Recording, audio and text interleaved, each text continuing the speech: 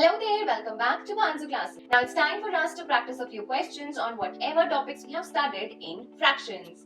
Now let's get started. Meanwhile, you have to pause the video on every question and try solving it on your own. Here's the very first question. What is the fraction of the blue square in the given figure?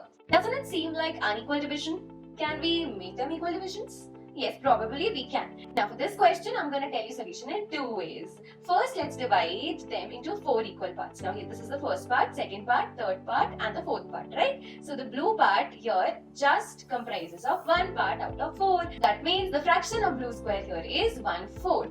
But there's another way to do this question. Let me show you the another way. In this, you can divide the squares into small equal portions. And when you're going to do that, you can find the fraction of each and every color. For example, for blue, it constitutes of 4 parts out of 16. Now, what is the simplest form of 4 by 16?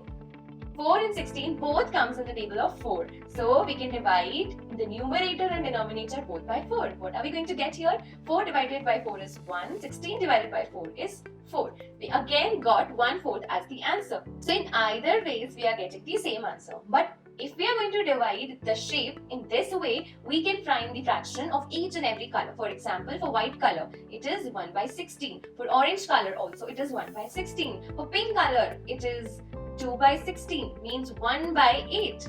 Make sure you have to find the answer in simplest fractions only. Now let's move to the next question. The question is, if Jake ate 3 pieces of pie, what fraction of pie is still left? Make sure to give the answer in simplest form. Okay, if 3 are gone, how much is left? Yes, out of 6 portions, if 3 are gone, 3 are left, isn't it? 3/6. Or you can simply write it to 1/2. That is, if you're going to divide the numerator and denominator by 3, then we're going to get 1/2 as the answer, which is the simplest form of 3/6. So 3/6 and 1/2 both are equal. Alright, now let's move to the next question, and the question is over here. Write the fraction and also state if the given are like or unlike. Now here are 2 questions in front of you. Pause the video and try this question on your own. So let's find the fraction in each of the following shape. What is the fraction in the first part? It's 2 by 4. Yes, and what is the fraction in the other case? It's 3/4. Now looking at the denominators, we can clearly see that the denominators are the same. So therefore these are like fractions. Okay, now similarly you find out the answer for the next one. Yes, in the first one only 1 part is colored blue out of 4, and in the next part 1 part is colored orange out of 5 equal parts. Now here, since the denominators are not the same, they are different, therefore these are unlike fractions. Amazing. Now let's find out the answer in the next part of the question. Compare and mention whether they are equivalent fractions or not. For that, let's find the answer in both the cases. Here we can see only 1 part of pizza out of 2 equal parts. And here we can see 2 out of 4 equal parts. So what do you think? Are they equivalent? Seems like yes.